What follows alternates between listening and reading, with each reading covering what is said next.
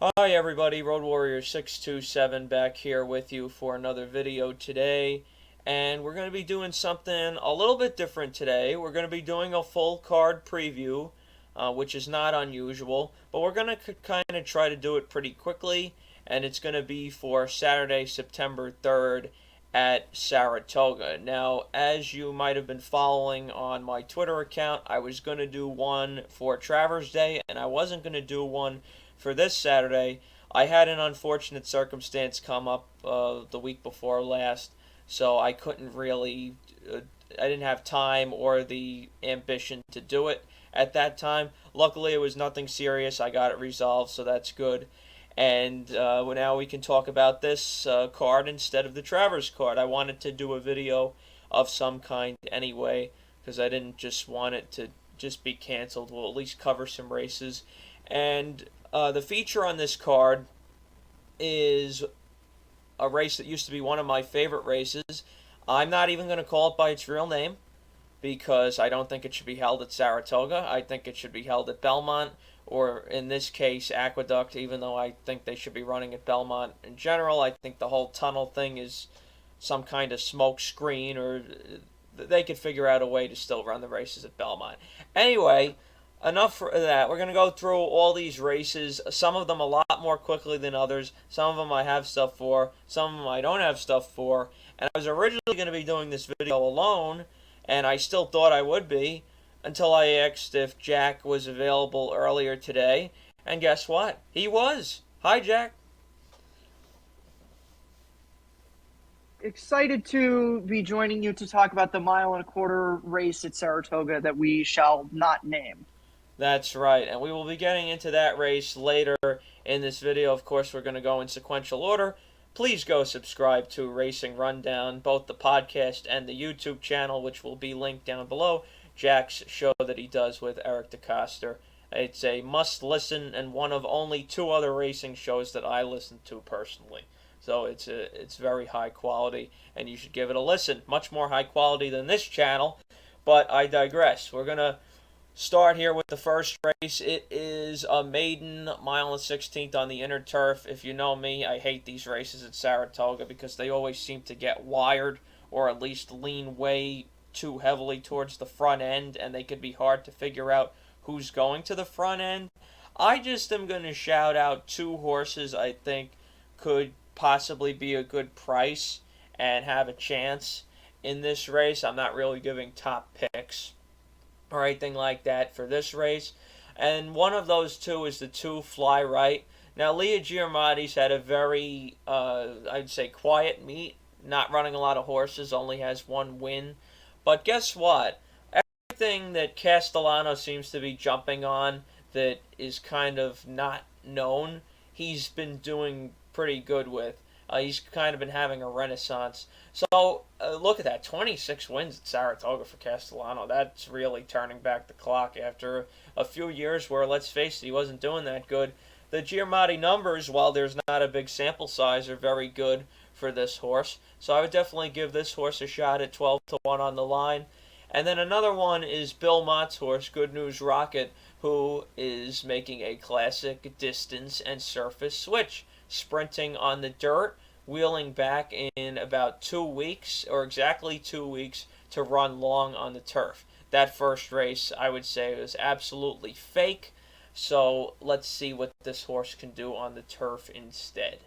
Jack, did you have anything for this race? I know you said you weren't quite sure yet.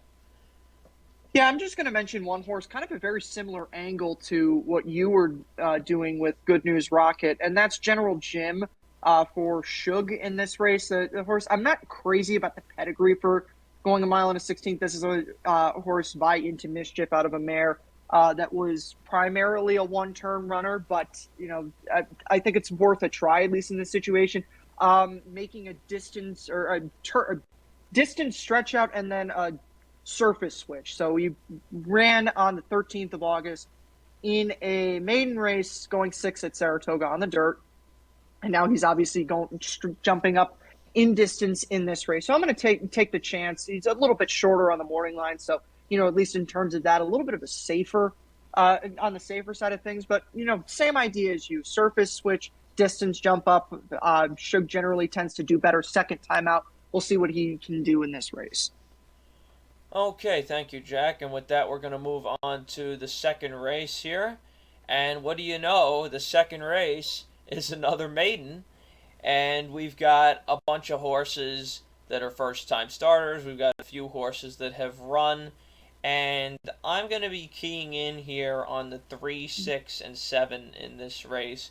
And the 3 is my top idea, and that is Fighter Town, a firster for Bill Mott.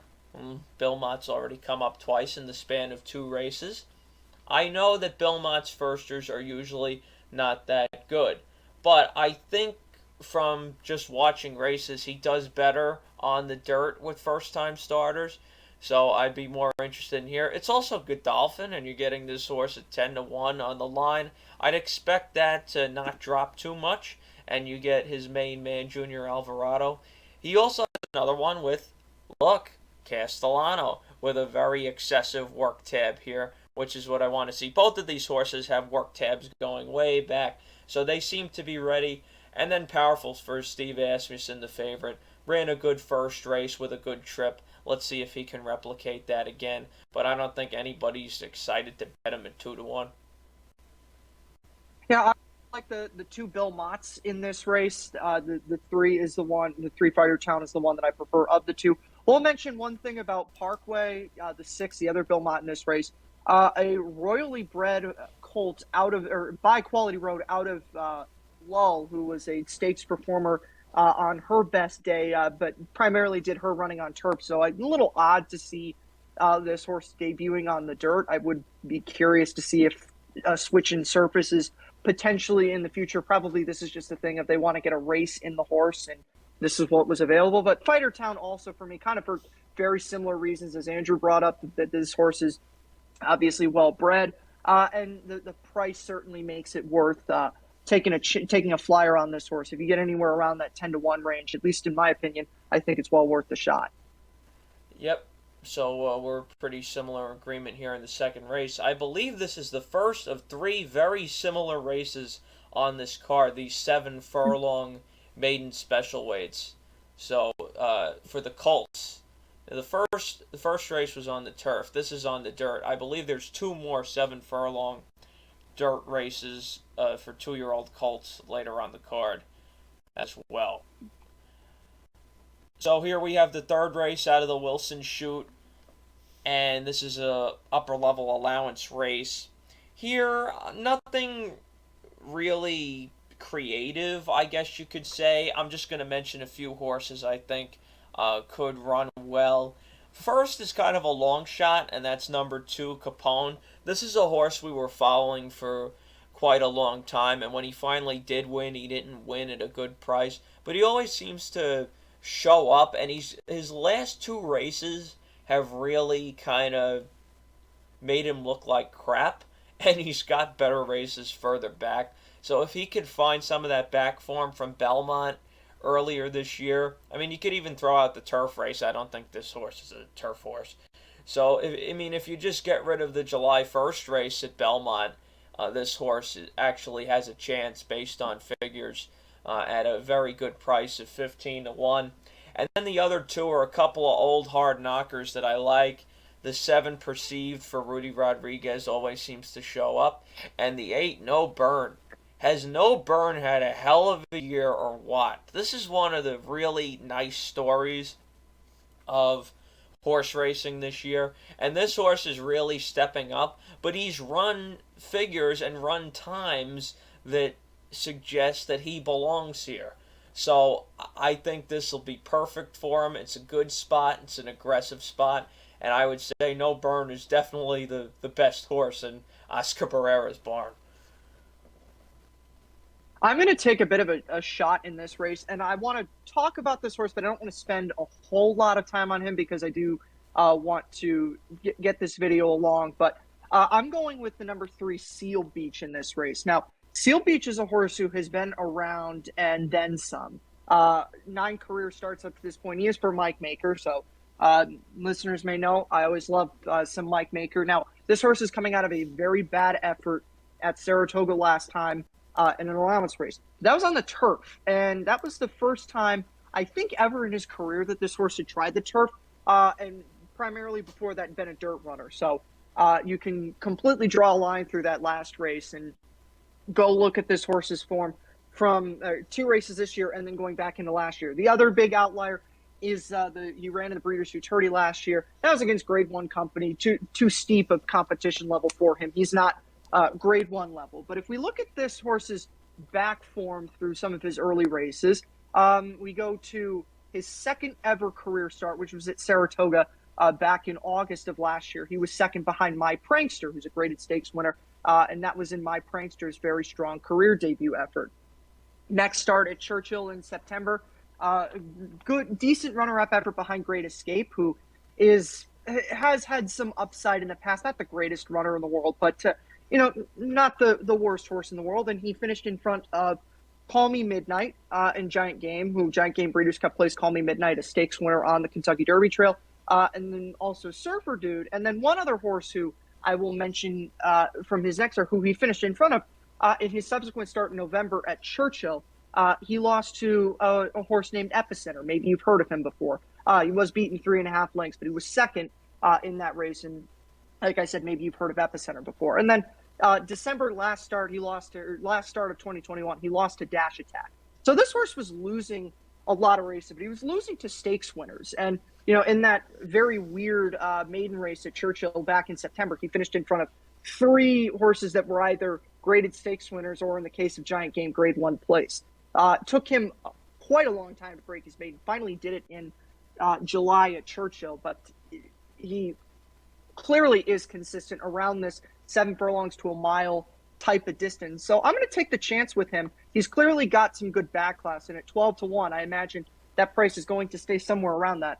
I think it's worth a shot, and obviously Castellano's riding, and Andrew has mentioned that Castellano, anything he picks up, has been running really well this meet. So we're going to try with Seal Beach in this race. That's a pretty good outside idea, Jack. So I'm glad you mentioned that. Race number 4 is the first stakes race on the card. It's the Saranac. It's for 3-year-olds at 1.16 miles on the inner turf. The second race at this distance and surface on the card already. But this one's a little bit different because we've got a horse in here that's 2-5 named Annapolis, who's been running just fantastic races in almost every race he's run in. And it's really, really hard to see him losing this race. My one thought is, he usually tends to come from further behind, especially in his last, in almost half his, depending on how you want to look at it, 2 or 3 of his 5 races. These inner turf races can often get murky. The question, and I mean, almost nobody in here on their latest form wants to go to the lead, so I'm very confused. Who is going to go to the lead in this race? Do you have any idea, Jack? Because they all seem like, at least a few of them seem like they can. They just haven't lately. So who do you think is going to take charge in this race? I wouldn't be surprised if Annapolis defaulted to the lead in this situation. And I wouldn't be super concerned if that did happen. Annapolis just, at least from my perspective, just seems like a complete class standout in here. I agree, and I think he'd actually be better off if he just went out there, personally. Just don't even mess around. Don't get sandwiched in between 2 horses in a 5-horse field. I agree. I think that's probably what he should do, IRAD, in this race. I'd be interested to see if Saez tries something different with Ethereal Road, considering they're trying the turf, too. So I don't know exactly what Wayne Lucas is thinking, but could be funny. These other horses are okay, but just nothing compared to the proven form of Annapolis. So I would not try to play this race in any way, shape, or form. Race number 5 is a starter allowance. Here's if you know me, you know I hate these 5.5 furlong turf sprints because I think they're too short and I don't think there's a lot of movement that goes on in them. So I've just got a couple of ideas in here. The first one is a horse that I scored with once on July 1st at Belmont. Bailed me out of what would have been a terrible day and that's Custom Bobbies for Jose Camejo. This horse just pretty consistent, not in terms of winning, but in terms of running decent races. And 6-1's a good price. This race is not that tough, and he's definitely got races that compete to win in here. And then the other one I like is the 11 Mr. Chairman. Why am I concerned about Mr. Chairman? Because this horse is carrying the Joel Rosario handicap in a 5.5 furlong turf sprint. And as we all know, Rosario likes to come from way, way too far behind. Last time, he got up. So maybe he could do it again, but I can't throw him out just because it's Christoph, and Christoph is the frickin' man. Although this meet, Christoph has been just a touch quieter. He's usually in that 20 to 22% range, and this meet he's only about 16%. I really expected better numbers from him, but nothing really creative. My old boy King Moonracer is in here. He occasionally likes to run a really top-notch effort. Otherwise, just kind of runs evenly. He'll get in the money a bunch of the time. So maybe you can use him on the bottom of your tries. King Moonracer. Of course, named after the lion in the cartoon Rudolph the Red-Nosed Reindeer. Very famous. Christmas isn't that far away, people. So we're getting excited for that with another run from King Moonracer. And there's another moon horse in here, too. Moon Hunter. Just happened to notice that. Reason I skipped him before is the horse has no chance based on his races. But a nice, fun, full field here. I'm going to be mainly focusing on the 7 and 11.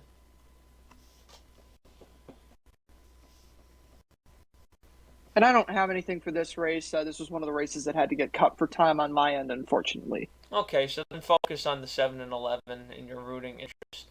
I should also mention, people, I have not bet Saratoga since the end of July. I forgot when I was on your show last week, Jack, if I mentioned that, but I want to be clear. I'm not playing these races, and I have in my description notes in my channel that I don't always play the races that I cover. I usually do, but Saratoga was kicking my ass in July, and I just decided to quit. And you should never feel pressured to bet either.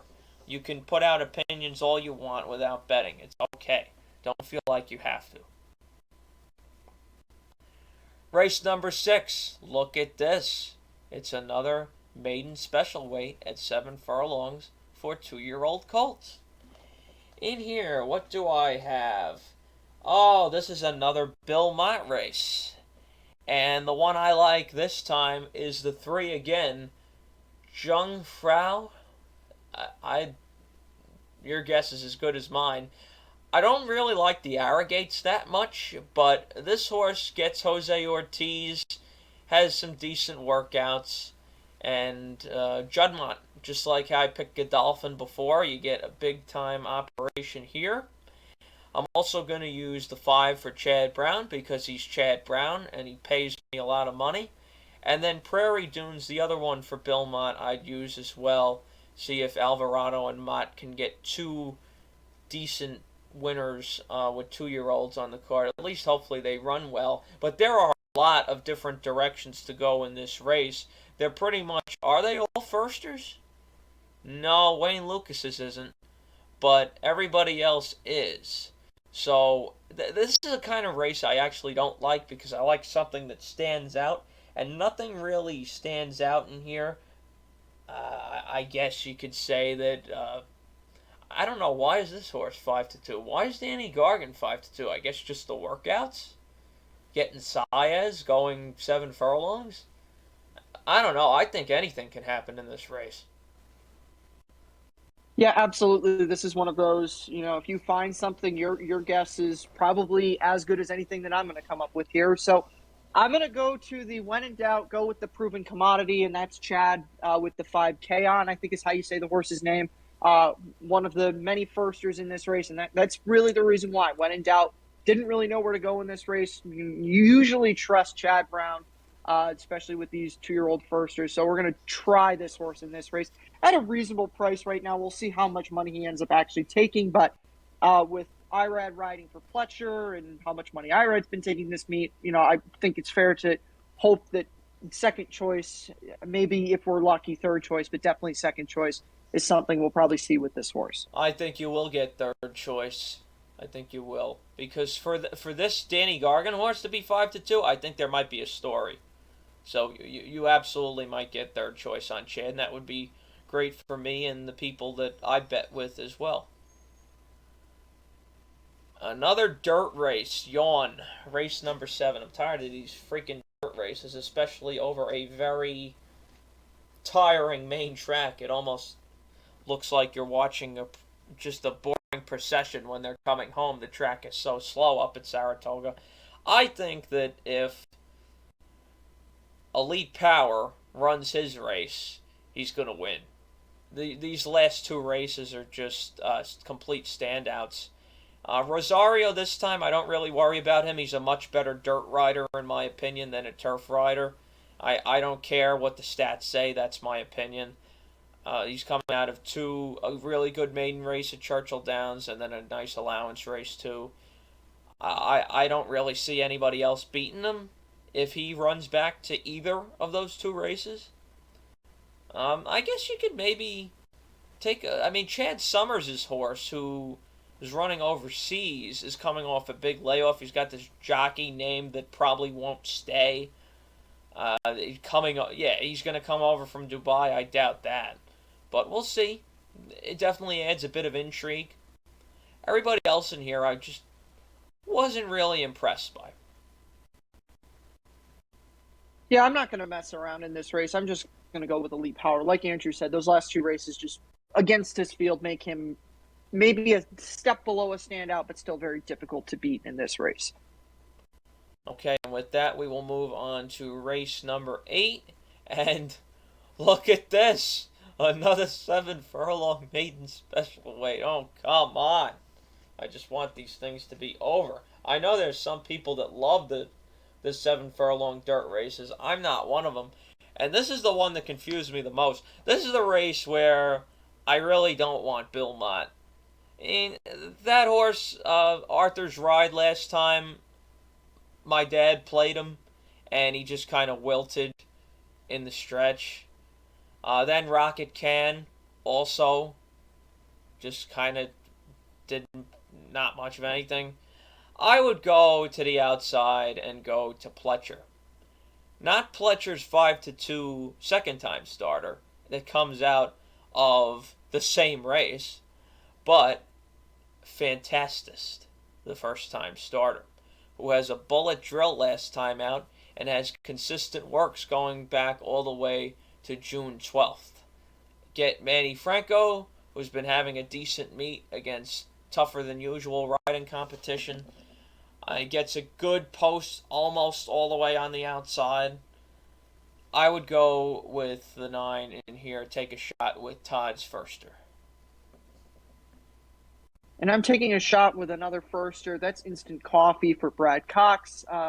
Reason being is the Bolt Doros have been running really well up to this point. So I'm going to go with him from that angle. And then the price is also very good on this horse, 10-1. And Dylan Davis, obviously going back to more so the case going back to the last meet. But Dylan Davis has been riding really well this year. So you can't necessarily go wrong with him in this spot. And then the horse is also a firster, so we're going to see how he runs in his first race. Yep, and has a great name if you're my mom. She loves her instant coffee. Race number 9 is another allowance, this time on the Mellon Turf Course. And let me just flip my notes here. Oh, yeah, this is the race with the 2 Chads and Sanctuary City. So those 2 Chads are both okay. I mean, Analyze It, I've never been a fan of.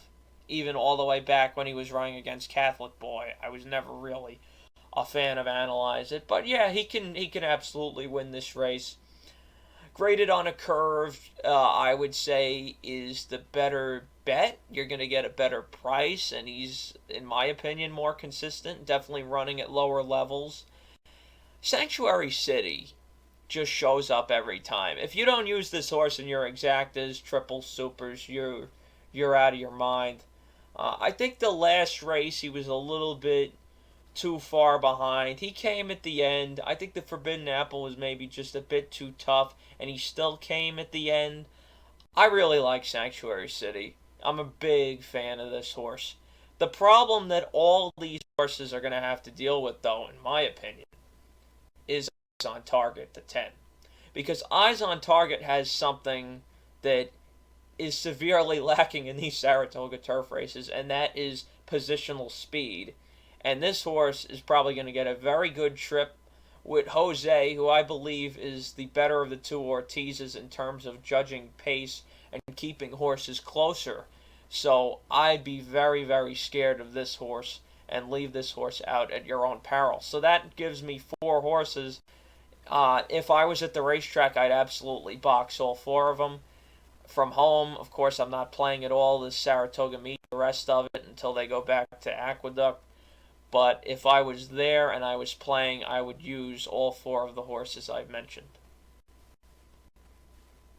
Yeah, I'm going to go to the old friend Sanctuary City. I've had enough races where I haven't included him or just haven't picked him on top. And he hasn't won, so I haven't necessarily been affected too much by that. But, for the reasons you already mentioned, he just shows up in most of his races. He ran a good effort in the Forbidden Apple. He had a pretty good run in the poker last time, or time before the Forbidden Apple at Belmont. That was certainly, once again, 2 races where he was running against tougher, and then, just a horse that generally tends to do better the easier the competition level is, and he's certainly going to get a bit of a slight class break in this race. I'd love to see my boy Sanctuary City win. And props to Jimmy Ferraro for what he's done with this horse, running in top-notch races time after time after time for a barn that doesn't really have many top-notch horses. Here's a big one. This is the Flower Bowl. And before we even talk about it, this race should be a freaking grade 1. I don't understand. Everybody knows I hate the American Grade Stakes Committee.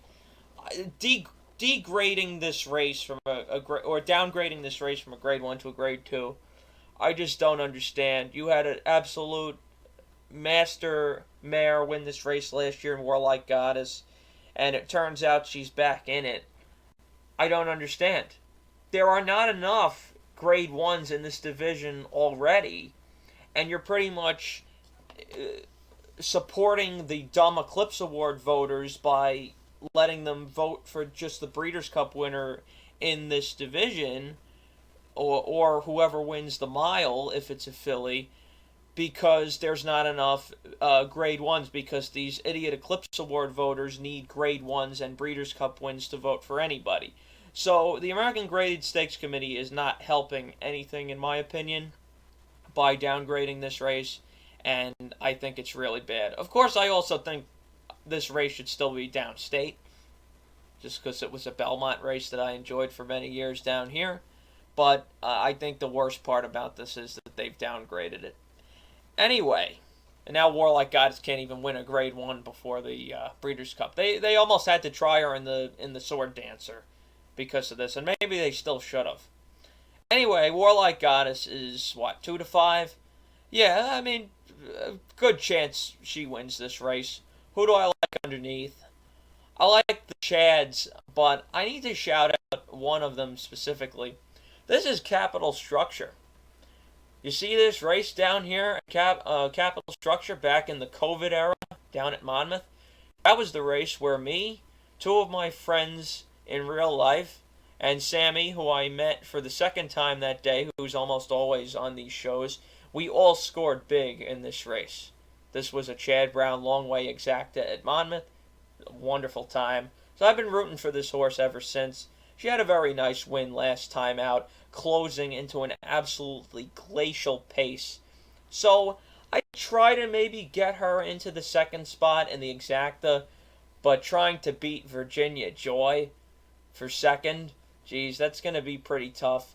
Temple City Terror ran really well to get second over Virginia Joy last time. I still like Virginia Joy more.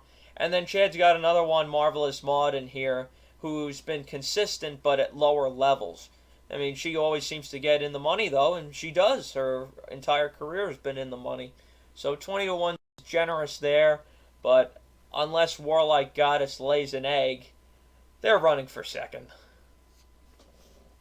Yeah, this race is completely ridiculous that it's not a grade one. And, exactly as you were mentioning, Warlike Goddess is going to lose another Eclipse Award this year because she doesn't have the ability to win a grade one. And because grade ones apparently are the only races that matter, Warlike Goddess is, and after this, it's been highly suggested from Belmont and company that they're going to take her to the Breeders' Cup, run her against the boys because she needs to go longer. And that's the right decision. But she's got to win that race to have a shot to win the Eclipse Award. And if she doesn't do it, it's going to be whatever random European wins the mile or, some other random horse that doesn't deserve the Eclipse Award or, Warlike Goddess would deserve it equally with that horse. But more likely than not, that horse is going to have a grade one and Warlike Goddess isn't. And everybody's going to be annoying about this. So, again, this is a division that doesn't have a grade one option.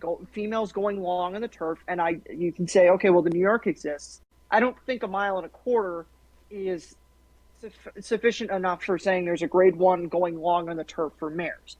That's completely beside the point. You already heard me say that. You already heard Andrew say that. Warlike Goddess is going to win this race. You're a fool if you try to bet against her in this race because she just finds a way every single time. It doesn't matter if the race doesn't set up at all for her. It doesn't matter if Joel Rosario decides to strangle her early on in the race. She's just going to find a way to win every single time. So it's not worth it to try to pick against her. Yeah, even with the Rosario handicap, I'm really not worried about it because she'll have that late kick in the stretch and she could probably deal with these horses. Okay, the 11th race is 1.25 miles on the main track. It's a grade one. As we said, I'm not saying the name of the race because I don't think it should be held at Saratoga. With that said, I like the two favorites in here. I'm sorry to say. I like Olympiad on top. I don't believe that Whitney. I can't believe that he's that bad of a horse. And I don't know what went wrong, but I'm willing to give him another chance here. As it says in the comments, empty. I'm not really sure why he was empty, but he was. And then of the Pletchers, I think American Revolution is the best. And for his sake, I'm glad that he got the time off. That was a very tough race for him against Olympiad, but he ran an exceptional race. I know he lost to Dynamic One earlier in the year at a very short price, but I just think American Revolution's better, and I think Dynamic One is more of a kind of just a step below these horses. Pletcher's got a bunch of horses in here. He can manipulate this race pretty much however he wants, except for Olympiad, because I don't think First Captain's as good as what other people say about him. We'll see what happens. I don't have a strong opinion, and I'm just rooting to see a really nice race here.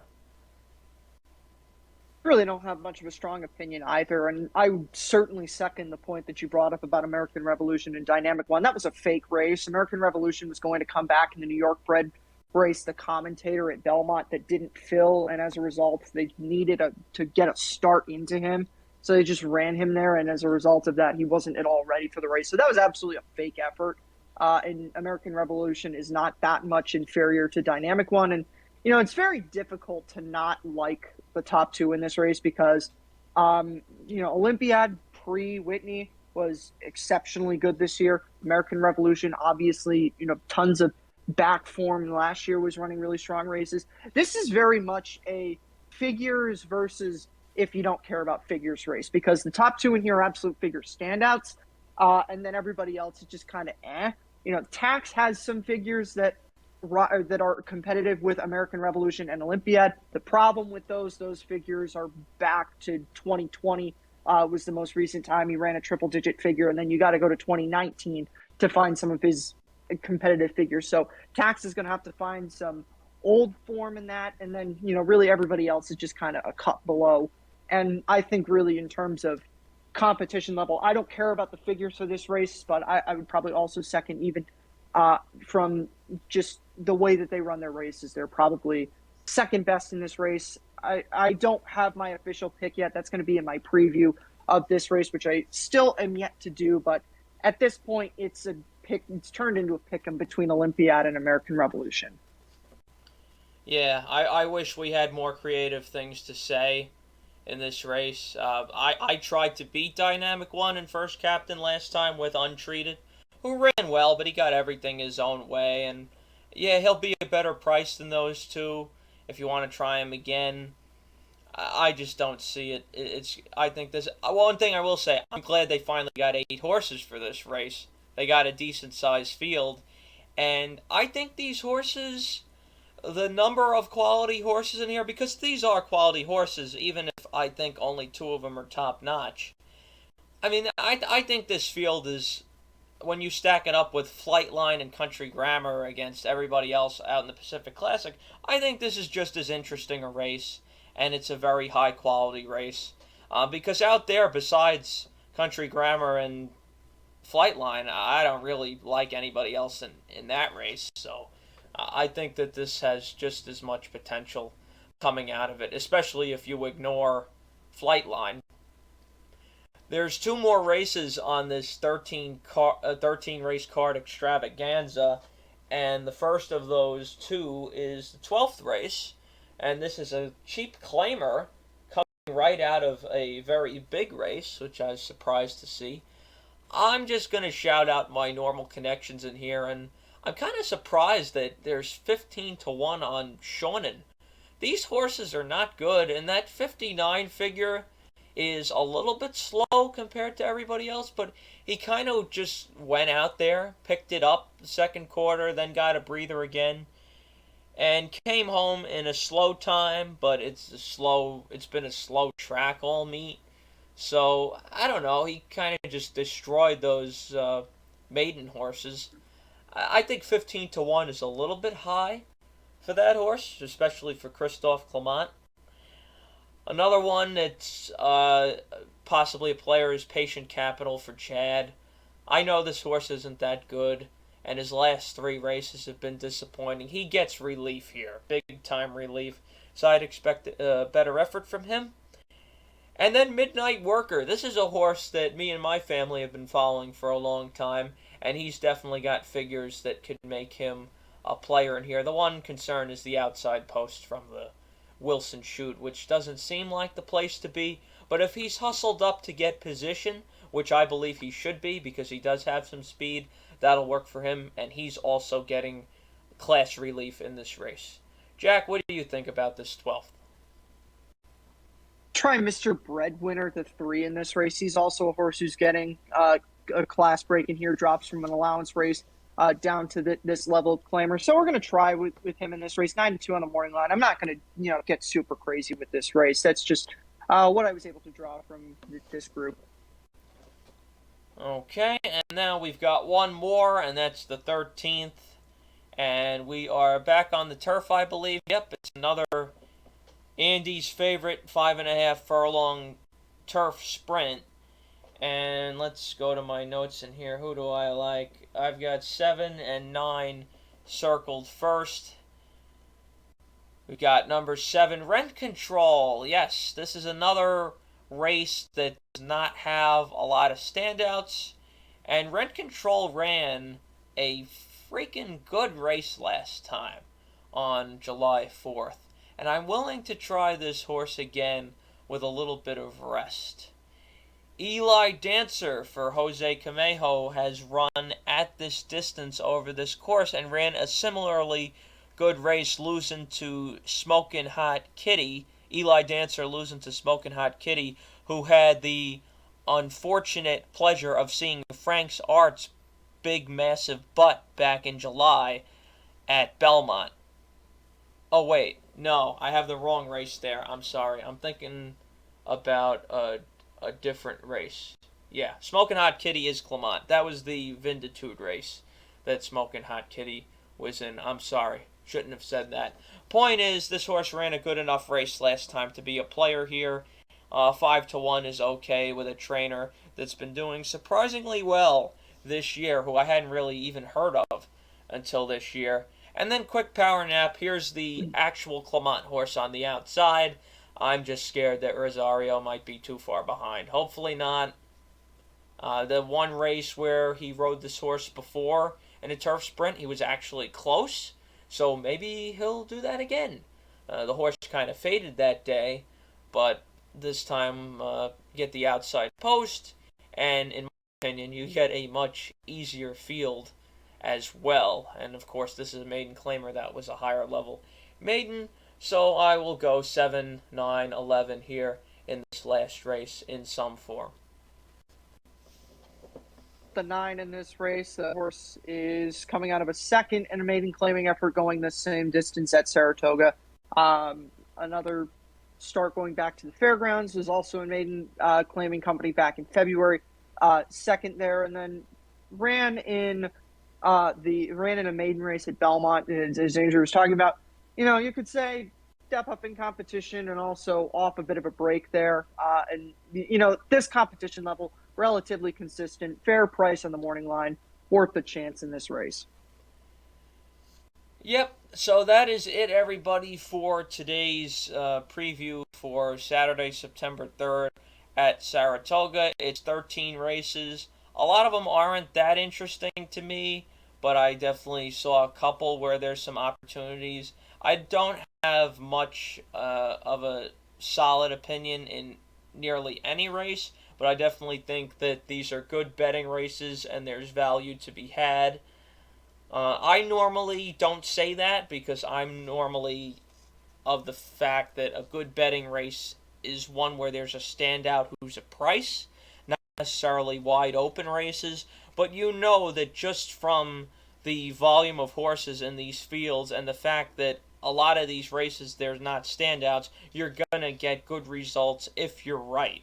And hopefully we can be right at least a couple of times on this card at some decent prices. Anything else to say, Jack? Not really in terms of this race. Just to kind of book in, because I'm guessing this is your last Saratoga video. Very interesting meet. A lot of stuff happened all over the place. And, from this point, we're going to Aqueduct. Very unfortunate that we're not going to see Belmont Park again until hopefully the beginning of May next year. Hopefully there's no funny business with, oh, surprise, we actually need to extend the construction that we're doing, and we're not going to open Belmont until the week before the Belmont, which I'm not trying to speak that into existence, but let's just hope that that doesn't happen. I completely agree, and I could absolutely see NYRA doing that. So I hope that that doesn't happen, of course, as the biggest Belmont Park fan in the world. Yes, this will be the last Saratoga video. I said I was going to have two. This one, the second one, was a little bit different than what I was expecting, but life happens, so I had to do something else. As far as Aqueduct in the fall, I really don't know how much I'm going to do. I don't have any plans for another episode of One Turn Route particularly soon. Maybe I can come up with some idea. And of course, anything happens in the horse racing world that's I believe is important to talk about, then I will do that. But right now, I don't really have any plans at all. I'm kind of going to just take it as it comes. This fall is going to be a very busy time for me, and I'm sure for Jack as well, not just on the horse racing front, but in terms of life in general. So I expect things to be kind of light for the rest of the year. I would guess probably you're going to have a video for either Woodward Day or Joe Hirsch Turf Classic Day at Aqueduct. Man, that makes me want to throw up. But aside from that, really almost nothing planned. And I'll just make videos as I see fit. And of course, you can suggest things to me on Twitter or in the comments here as well. Jack, thank you once again. Go follow Jack on Twitter. Go subscribe to Racing Rundown on your podcast apps and on YouTube. Subscribe here if you think it's worth it. And we'll see you guys at some point during the fall for some racing at Aqueduct. Pay your bills first, and may the odds be ever in your favor.